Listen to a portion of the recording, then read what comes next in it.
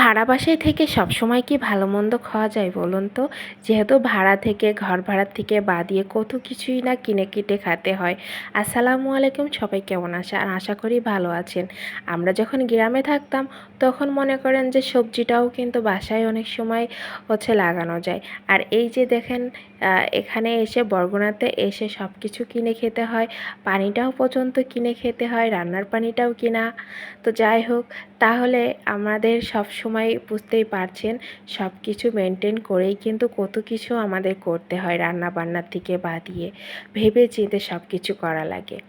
তো যাই হোক, যারা মধ্যবিত্ত পরিবারে আছে, নিম্ন মধ্যবিত্ত যারা আমাদের মতো আছেন, তাদের তো অনেকটা কষ্ট হতেই পারে।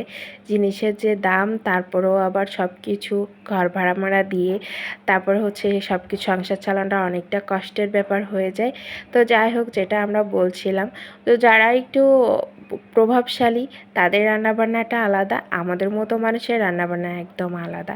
যেমন আজকে রান্নাটা করেছি, আসলে অনেকটা ভালো লাগে, আর খুব বেশি আহামরি খেতেও কিন্তু ইচ্ছা করে না। যেরকমটা রান্না করা হয় এটাও অনেক মাশাআল্লাহ অনেক ভালো লাগে।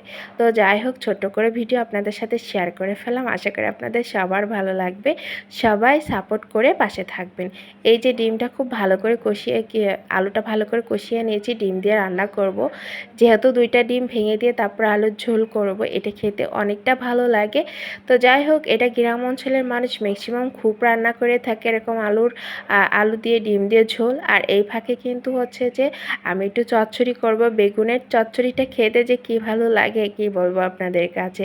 যেহেতু এক তরকারি দিয়ে সাহেলের বাবা ভাত খেতে চায় না, তো তা সেজন্য কিন্তু আমি একটু চচ্চড়ি করে নিলাম, এতে করে খেতে যাতে ওর ভালো লাগে। মানে আমরা তো দুইজনেই খাবো, আর সাহিল তো একদমই খেতে পছন্দ করবে না চচ্চড়ি, চিংড়িটাগুলো তো একটু খাবে।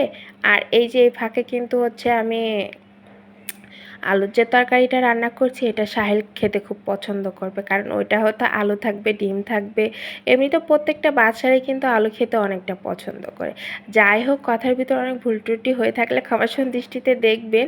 আর যেটা বাস্তবতার কথা বললাম, আসলে বাসায় থাকা আর বাসার থেকে অনেক দূরে থাকা অনেক তো, অথবা যেহেতু আমাদের বাসা ঝিনাইদহ, তার থেকে আমরা কতটা নাই দূরে থাকি।